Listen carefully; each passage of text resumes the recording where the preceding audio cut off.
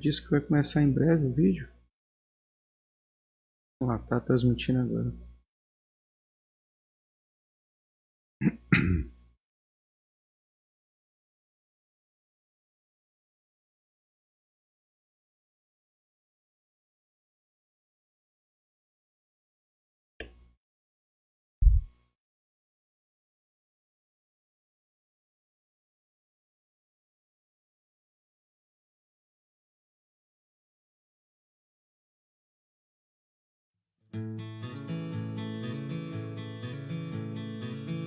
Castelo forte é o nosso Deus,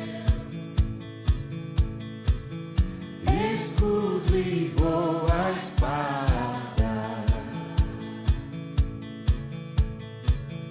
com seu poder defende os seus, a sua igreja amada. Com força e com furor, nos prova o tentador, com artimanhas sais e astúcias infernais. Iguais não há na terra.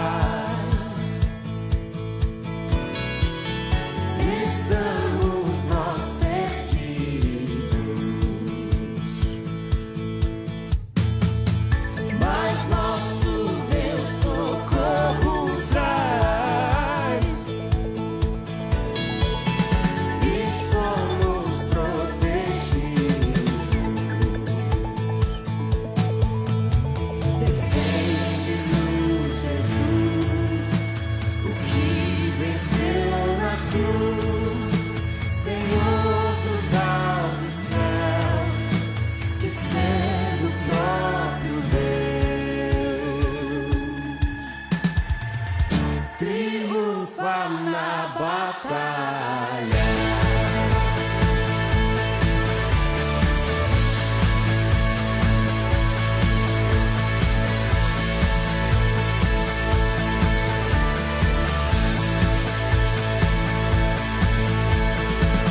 Sim, que a palavra ficará. Sabemos com certeza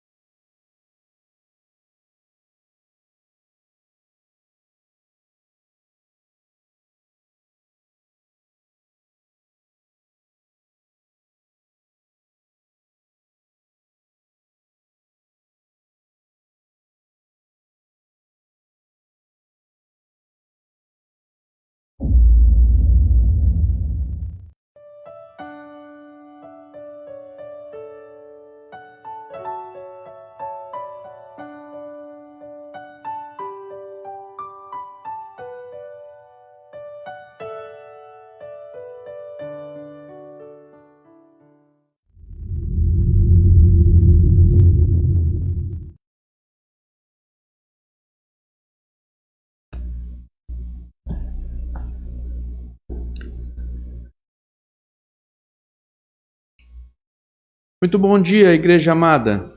Que a graça e que a paz do Senhor esteja reinando em nossas vidas, em nossos corações.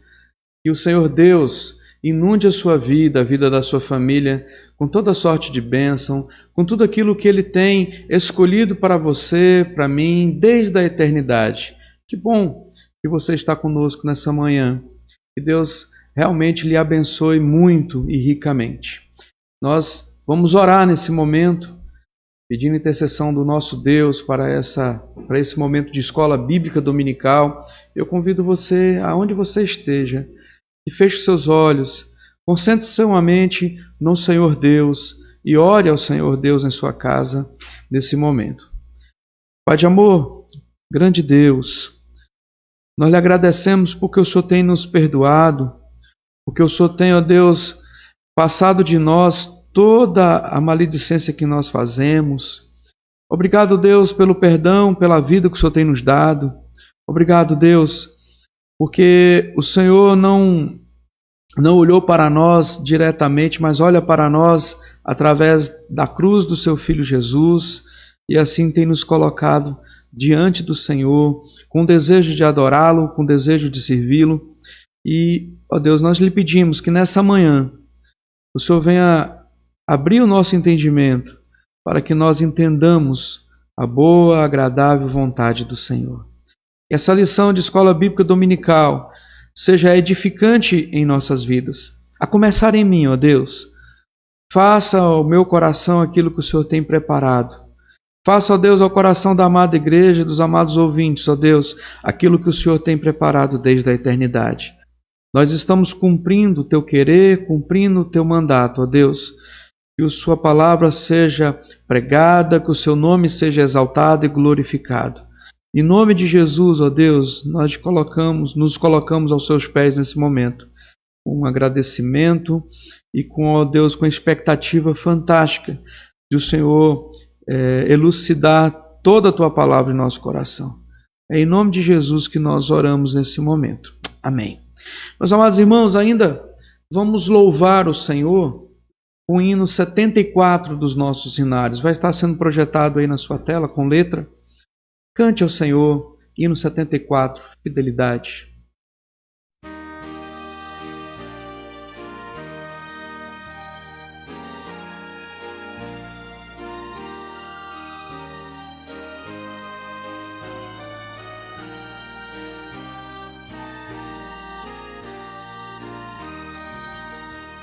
Jesus, Senhor, me achego a ti, tua ira santa mereci, o teu favor me estende aqui, aceita um pecador, eu venho como estou, sim, venho como estou, porque Jesus por mim morreu, eu venho como estou. As minhas culpas grandes são, mas tu que não morreste em vão, me podes conceder perdão, aceita um pecador, eu venho como estou. Sim, venho como estou, porque Jesus por mim morreu, eu venho como estou.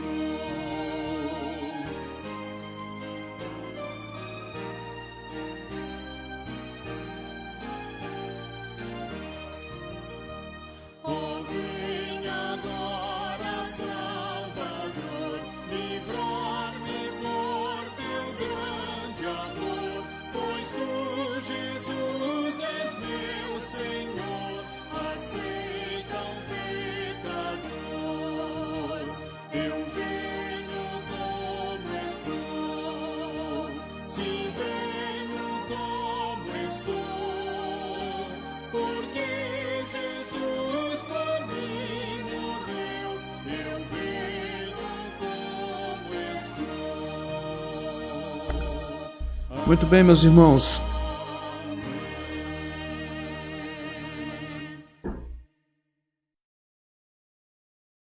Muito bem, amados. Leamos o texto da palavra do Senhor, que se encontra em Isaías 63, do 1 até o 6. Hoje nós vamos estudar a lição número 10 da nossa revista. É tudo sobre Jesus Cristo revelado e anunciado no Antigo Testamento. Hoje a lição 10 trata sobre Jesus, o guerreiro ensanguentado. E nós vamos ler o texto, leia aí na sua tela o texto, ou se você tiver sua Bíblia em mãos, prefira abrir a sua Bíblia e ler na sua Bíblia, para não perdermos esse costume. Isaías 63, do verso 1 até o verso 6, que diz assim a palavra do Senhor. Quem é este que vem de Edom,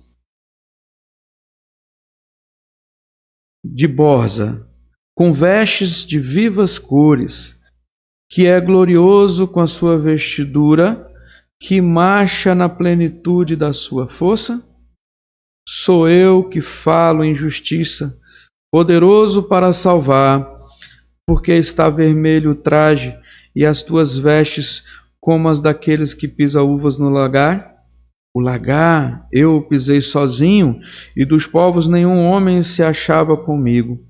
Pisei as uvas na minha ira, no meu furor, as esmaguei, e o seu sangue me salpicou as vestes e me manchou o traje todo.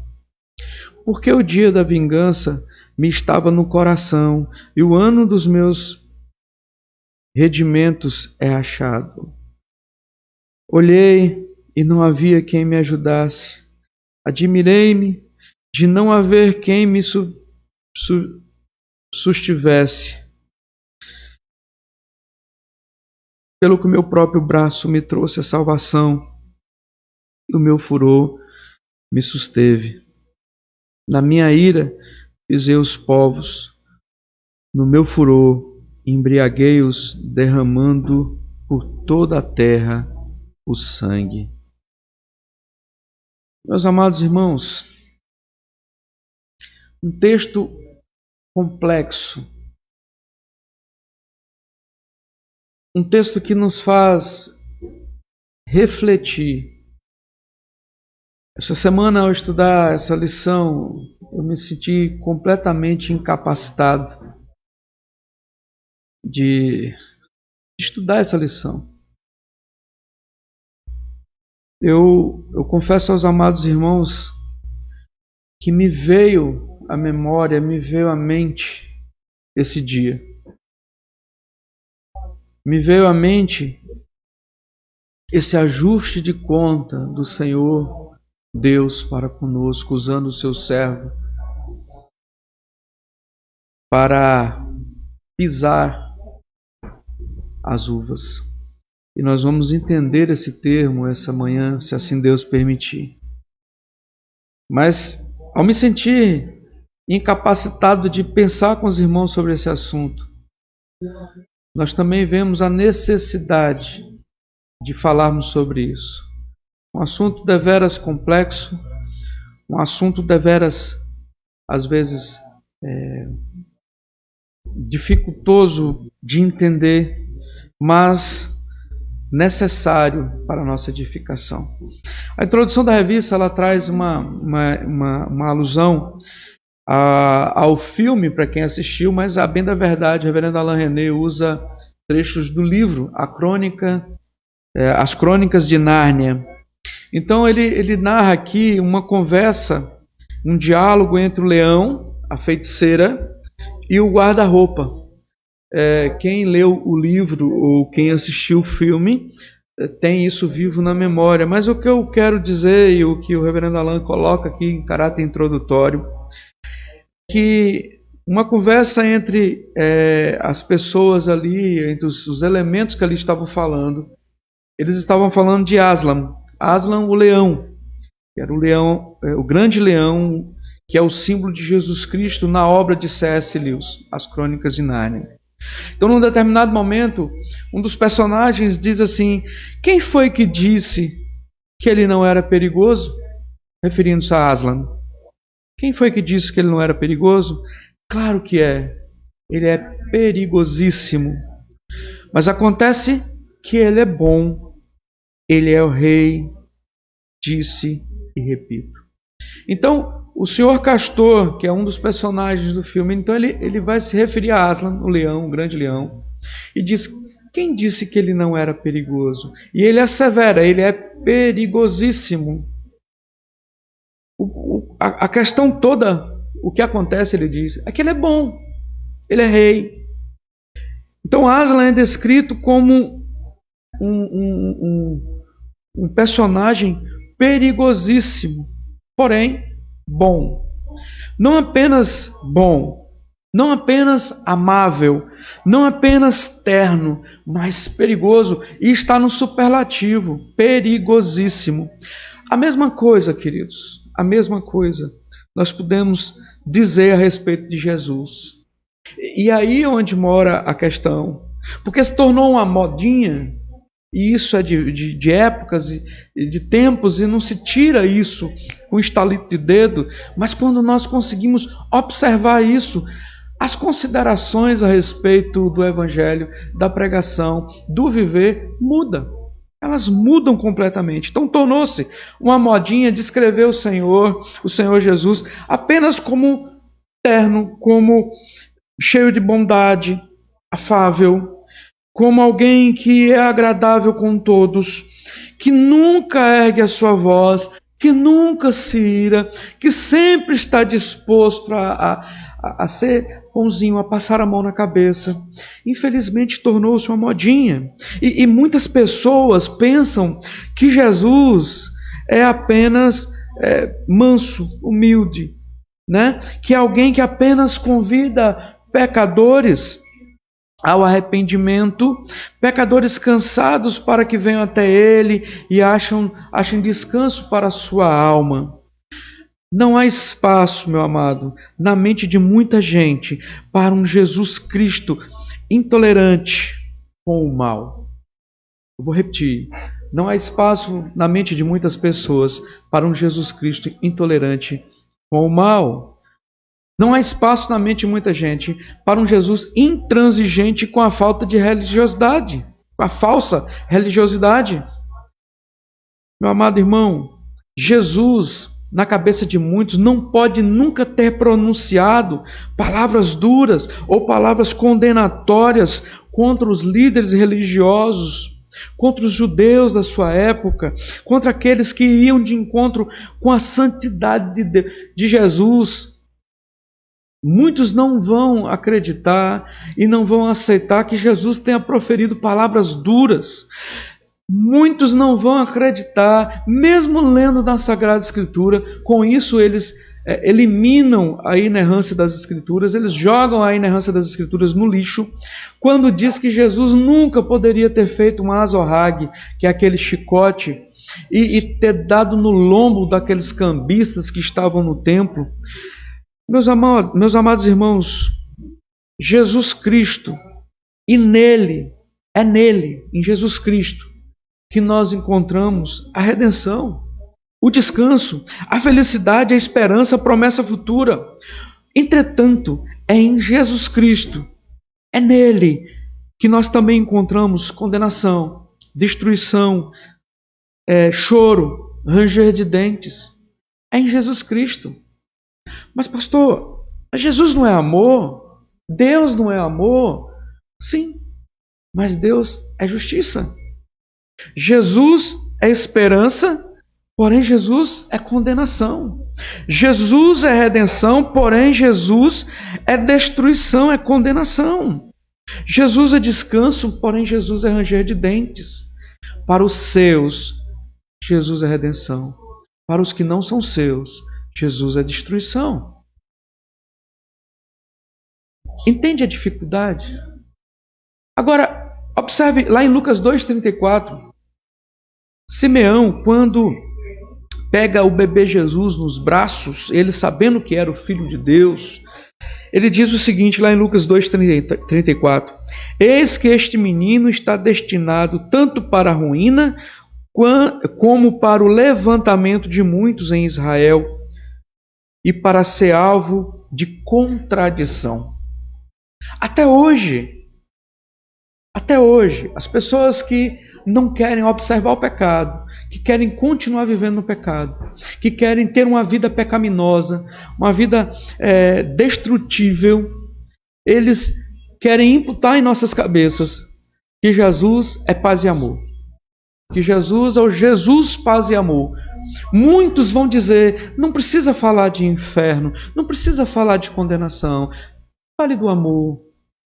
Porém, os textos bíblicos, meus amados irmãos, nos impulsionam a observar todos os lados. Ninguém de nós está desavisado. Isso é difícil, porque ninguém de nós está desavisado do que vai acontecer. A complexidade de Jesus, a complexidade da ideia de Jesus ser a esperança, a redenção e ser também a destruição e condenação. Essa complexidade também nos é apresentada nessa passagem de Isaías, não somente na palavra do Novo Testamento, mas também no Antigo Testamento, que aponta para Jesus. Como nós estamos estudando, e essa já é a 10ª lição, tudo é sobre Jesus. Jesus Cristo, ele foi revelado, anunciado no Antigo Testamento. O Novo Testamento vem solidificando, comprovando, fazendo e acontecendo as promessas que ali no Antigo Testamento estavam narradas. E aí quando olhamos para esse texto de Isaías 63, um texto emblemático, nós vemos ali a visão do guerreiro. Esse é o primeiro ponto da lição. A visão do guerreiro. Em Isaías 62:11, tem ali a afirmação que o Salvador da filha de Sião viria. Diz o seguinte: eis que o Senhor fez ouvir até as extremidades da terra essas palavras. Dize a filha de Sião: eis que vem o teu Salvador, vem com ele a sua recompensa e diante dele o seu galardão. Então, meus amados irmãos, no capítulo 63 já mostra que esse chega alguém. Chega alguém. Então Isaías expressa ali um deslumbre, uma admiração. Ele fala assim: quem é este que vem de Edom? Quem é este que vem de Borza? Né? É interessante que esses dois lugares aqui mencionados, eles são muito importantes para a interpretação, para o entendimento da cena. Esse Borra, eu não sei falar isso, minha língua trava. Essas duas cidades, Edom e essa outra aqui, essa Bosra, uma coisa assim, elas são bem interessantes.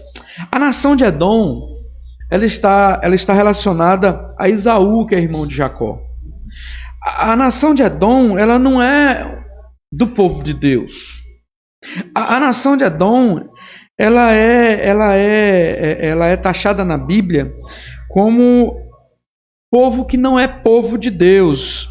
Observe lá em Gênesis 25:30, vai dizer assim: peço-te que deixe comer um pouco desse cozinhado vermelho, pois estou esmurecido. Daí chama-se Edom. Então os edomitas, portanto, eram descendentes de Esaú e sempre apareceram no Antigo Testamento como inimigos de Israel. O salmista ora contra isso, ele fala contra os filhos de Edom: lembra-te, Senhor, no dia de Jerusalém, pois dizia: arrasai-a até os fundamentos. O povo de Edom vibrou apaixonadamente com a destruição de Jerusalém pela Babilônia. Meus amados irmãos, então, este homem está vindo de Edom, da terra dos inimigos mais terríveis do povo de Deus. Então o profeta Isaías descreve como um glorioso em sua vestidura, que marcha na plenitude da sua força. Observe, ele não é um peregrino que vem cansado da viagem.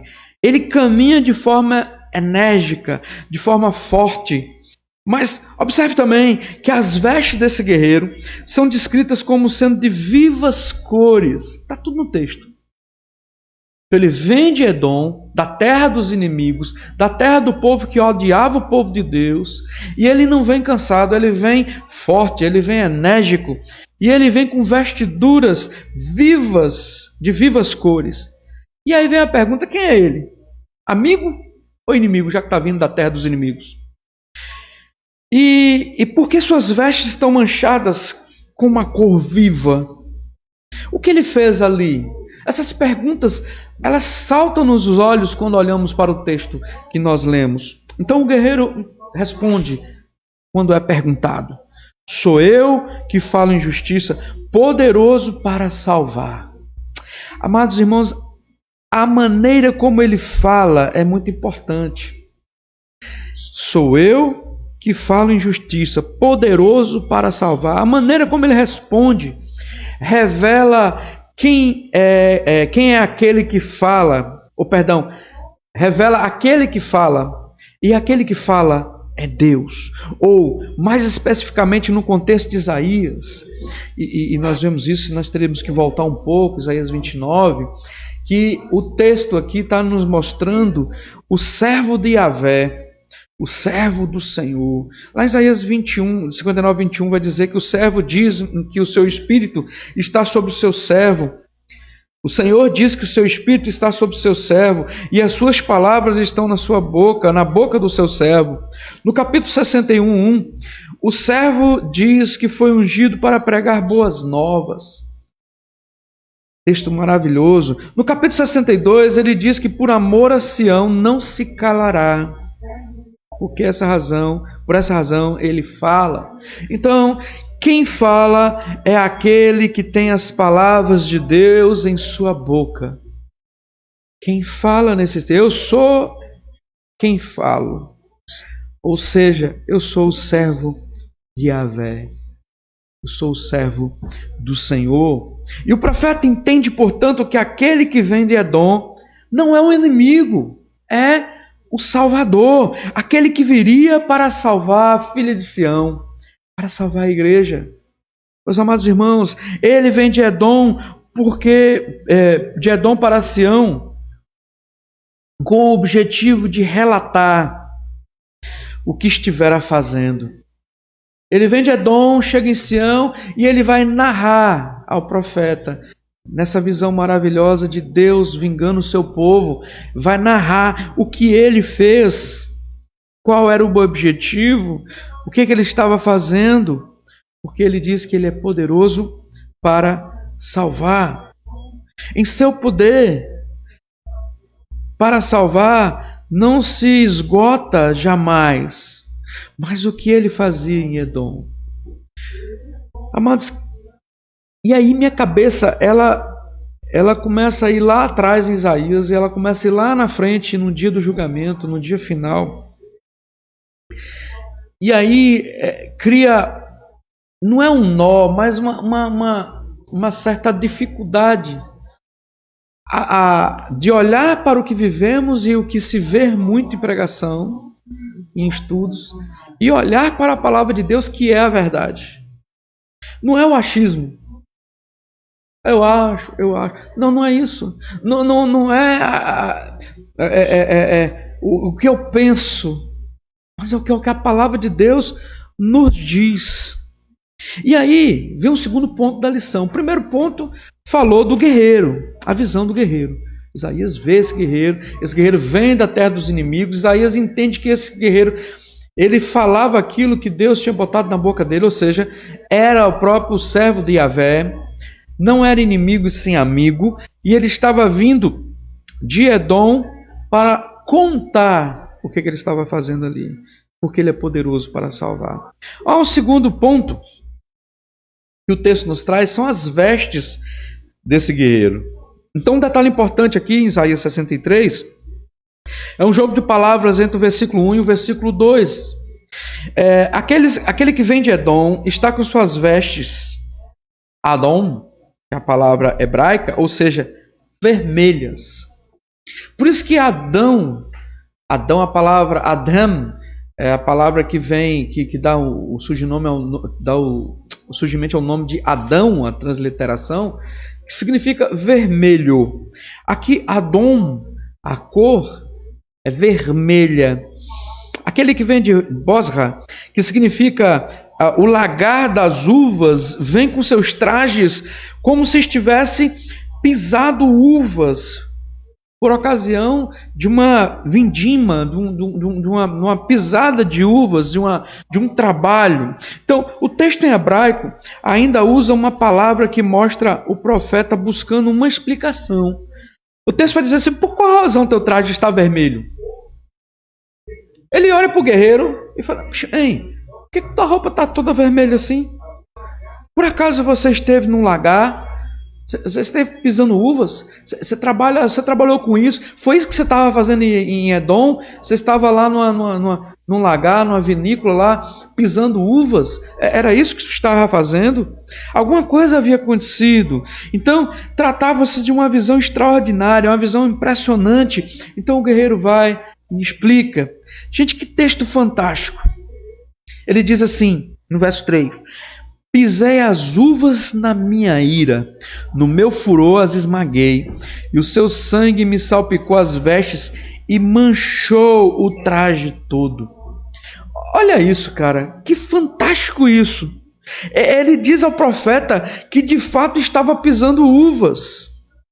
Olha essa imagem que ele vai imprimir na cabeça do profeta e que há de imprimir na sua cabeça, porque na minha foi impresso isso.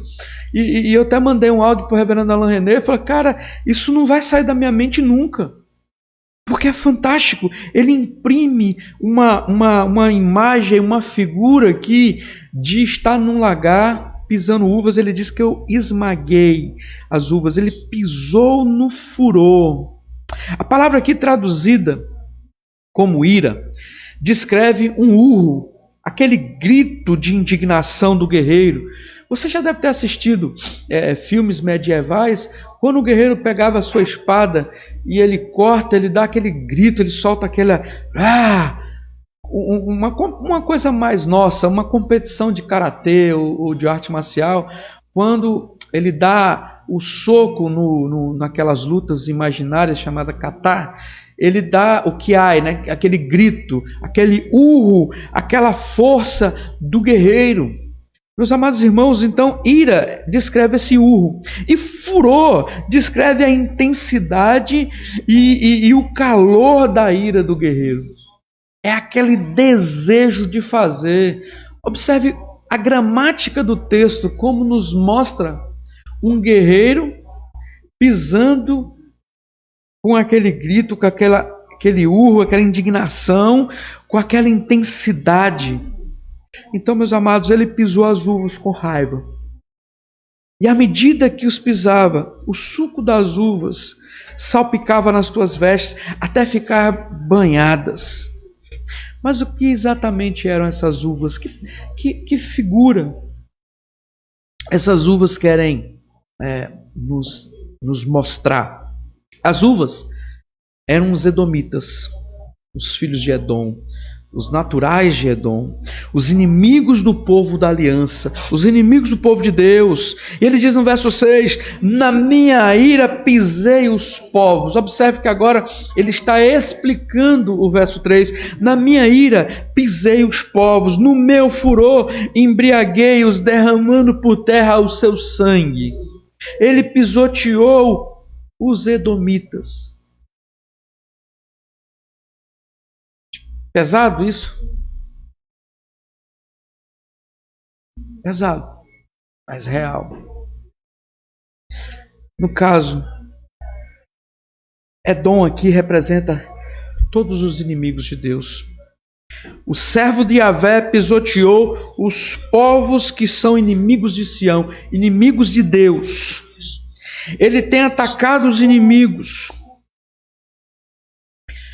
do seu povo, ele esmaga sobre os seus pés como uvas, de modo que o seu sangue se derramou e salpicou as suas vestes. Diz Oswald John no seu comentário. Meus irmãos, E de novo eu vou reportar os filmes épicos. É muito sangue naquelas lutas. É a representação desse texto. Aquele guerreiro que entra numa arena e numa guerra. Quem assistiu Coração Valente? Quem assistiu Coração Valente, um filme de Mel Gibson, sabe quão sanguinário eram as lutas. As pessoas vinham banhadas de sangue. Guerreiros que aplicavam ali, claro, o contexto é diferente, mas só para nós termos na nossa mente como é que era a roupa, as vestiduras deste guerreiro. Então chegamos a um ponto de ficar estremecidos com tanto sangue que é exibido tanto na ideia do texto, no plano de fundo desse texto, quanto naquilo que nós temos em mente de guerras. A linguagem aqui também é interessante do verso 6, que ele fala: embriaguei-os, derramando por terra o seu sangue. É bem interessante. A ideia de embriagar aqui os povos com sangue transmite a seguinte noção, de que o sangue no lagar, ou no lugar onde ficam as uvas, seria tão profundo, o suco da uva que ele está ilustrando aqui, seria como se fosse o sangue no lagar, no lugar onde estava pisando, seria tão profundo que os inimigos, os opressores do povo de Deus, mergulhariam nesse sangue e afogariam nesse sangue. Que terrível essa imagem, né, irmãos? É possível que você fique horrorizado, escandalizado com essa visão. É possível. Afinal de contas, nós fomos sempre ensinados que Jesus era o Jesus paz e amor. É o Jesus terno, manso, suave, inofensivo. Essa é a pior característica. Que quando classificamos Jesus somente como isso, nos tornamos inofensivo. Um Jesus que não vai fazer nada. Mas esse Jesus, ele pisa as uvas. Esse Jesus, ele pisa a Edom. Esse Jesus, ele pisa os inimigos. Esse é Jesus. O Jesus de regeneração, de salvação, e o Jesus de destruição. As suas vestes estão ensanguentadas. Às vezes nós reportamos como falamos do sangue, e aí o texto fala que as vestes estão ensanguentadas. Às vezes nós pensamos que é o sangue de Jesus vertido na cruz, é o sangue da remissão dos pecados. Mas nesse contexto, o sangue que estava aqui não era de Jesus. Esse sangue aqui era dos inimigos. Era daqueles que não são povo, que não são povo de Deus, daqueles que não são os salvos no Senhor, daqueles que não ouviram o chamado do Senhor, daqueles que não estão com o nome escrito no livro da vida, daqueles que enredaram e oprimiram o povo de Deus, daqueles que fizeram de tudo para denegrir a imagem do Senhor, daqueles que zombaram, daqueles que escarneceram, daqueles que não foram salvos na eternidade, que são ímpios, que são terríveis, que são pecadores. Meus amados irmãos, talvez você se pergunte sobre qual a razão do servo de Yahvé, de Jesus Cristo, ter agido assim. Por que ele não pregou e o povo se arrependeu? Por que ele não trouxe esse povo? Meus amados irmãos, a salvação trazida pelo guerreiro é o terceiro ponto da nossa lição. O verso 4 diz assim: porque o dia da vingança me estava no coração, e o ano dos meus redimidos é chegado. Ele fez por vingança. Espere. Jesus fez por vingança, mas alto lá. Não vamos colocar a nossa vingança, o que temos na nossa cabeça, como essa vingança do Senhor Deus. Calma lá, não entenda mal essa afirmação. Não significa que aqui um Jesus sanguinário, com prazer na violência, que ama derramar o sangue, que ama ser retaliador. Não é isso não. Não imagine que o Senhor ou o servo do Senhor teve um acesso de fúria, um dia de loucura, um descontrole e aí saiu matando todo mundo. Não pense que o desejo por sangue tomou conta do coração de Jesus. Não é isso. O servo do Senhor não agiu aqui por vingança do que os homens fizeram a ele. É como de como ele foi profundamente humilhado. Não é isso. Não é retaliação. O motivo do poderoso guerreiro pisotear Edom, esmagar o povo, é o seu povo, somos nós. Deus é o nosso vingador. E você aí querendo vingança? E você aí querendo o mal das pessoas? E você aí desejando retalhar um problema? Você aí desejando fazer justiça com as próprias mãos? Quantas vezes meu coração é assaltado disso? Quantas vezes? Esses povos inimigos de Deus esmagaram Sião. Contexto nosso, os inimigos de Deus têm esmagado o seu povo até hoje. Têm oprimido o seu povo. E o texto nos mostra que agora era chegado o momento do defensor de Sião esmagar os inimigos. O motivo, amados, é a redenção. Quando o servo do Senhor diz, o ano dos meus redimidos é chegado, ele está mostrando que suportou durante muito tempo o seu povo sendo maltratado, o seu povo sendo perseguido, o seu povo sendo oprimido pelo inimigo. O povo de Deus não deveria imaginar que ele estava ocioso, que ele estava dormindo. E eu lhe chamo, meu amado irmão, se você está se sentindo oprimido, perseguido, ultrajado, humilhado, maltratado, descanse no Senhor, porque o Senhor Deus não está dormindo. O Senhor Deus não está ocioso, deixando acontecer por bel prazer. Não é isso. Ele está vendo tudo. O Senhor Deus está vendo tudo. Deus continua no seu alto e sublime trono. Entenda isso. Deus continua lá.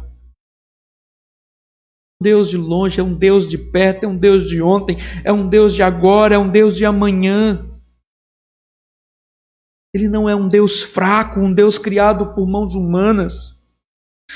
Meus amados irmãos, Deus está tomando nota de cada perseguição, de cada opressão, de cada malícia dos inimigos do povo dele.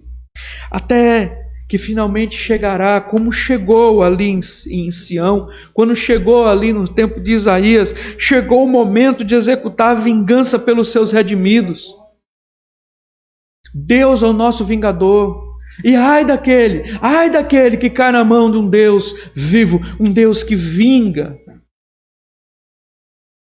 Ore ao Senhor, entregue ao Senhor, Ele promoverá a vingança. Para muitos que querem viver no pecado, Deus nunca vai promover vingança. Mas a santa palavra, a santa escritura, inerrante, inalterável, imutável, palavra viva, nos mostra que Deus fará isso. E não só, essa é a palavra do Antigo Testamento. O próprio Jesus fala, se você fizer mal a um desse pequenino, é melhor você amarrar uma pedra de moinho e se atirar no mar, porque, vai cair um terrível... Jesus diz isso. Apocalipse diz isso. Revelado ao profeta João, ao apóstolo João. Meus amados irmãos, a Bíblia está cheia de demonstrações que nós podemos confiar no Senhor, nós podemos confiar que Ele agirá por nós. E Ele faz isso de forma santa, justa. Essa obra, meus irmãos, foi realizada por Jesus sozinho. Quando ele diz no verso 3 e no verso 5 que ele agiu sozinho, no verso 3 vai dizer assim, o lagar que eu pisei sozinho. Ele diz no verso 5, olhei e não havia quem me ajudasse. Ele não está reclamando e não está pedindo de ajuda, não. Ele está aqui dizendo que os oprimidos, nós, o povo que estamos sendo às vezes perseguido, às vezes ultrajado e humilhado, e os maledicentes falando mal da gente, que somos tolos, que somos um povo crente bobo, que acreditamos num Deus morto. Ele não está dizendo que nós deveríamos ir lá ajudar ele a pisotear. Não. Ele está dizendo que nós somos incapazes. Observe, verso 3. O lagar eu pisei sozinho, e dos povos nenhum homem se achava comigo. Aí no verso 5 ele vai dizer, olhei e não havia quem me ajudasse.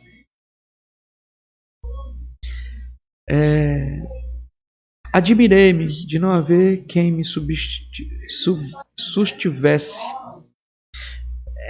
É interessante.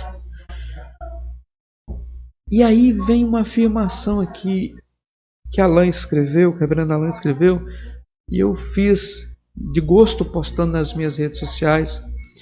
Eu quero ler bem pausadamente para os irmãos. Dentre toda a raça de Adão, ou seja, nós, não há um que seja capaz de, por seu próprio braço, conquistar a libertação dos seus opressores. Eu vou repetir esse pedaço. Dentre toda a raça de Adão, não há um que seja capaz de, por seu próprio braço, conquistar a libertação dos seus opressores. Diante do mal, todas as pessoas são completamente incapazes. Diante do mal, quem está em nosso próprio íntimo, diante do mal que está em nosso próprio íntimo, somos totalmente impotentes. A salvação do início ao fim pertence ao Senhor, o nosso Deus. Que afirmação, meu irmão. A obra inteira é dele, é de Jesus. A obra inteira. A obra do julgamento é de Jesus. A obra da salvação é de Jesus. E é só dele. Não é nossa. Nós não podemos nos vingar. Porque nós somos pecadores. Carecemos de um vingador sem pecados, sem mácula. O Senhor pertence à condenação, à destruição dos inimigos. E o Senhor pertence à redenção, à salvação do seu povo. E isso, meus amados irmãos, nos salta aos olhos.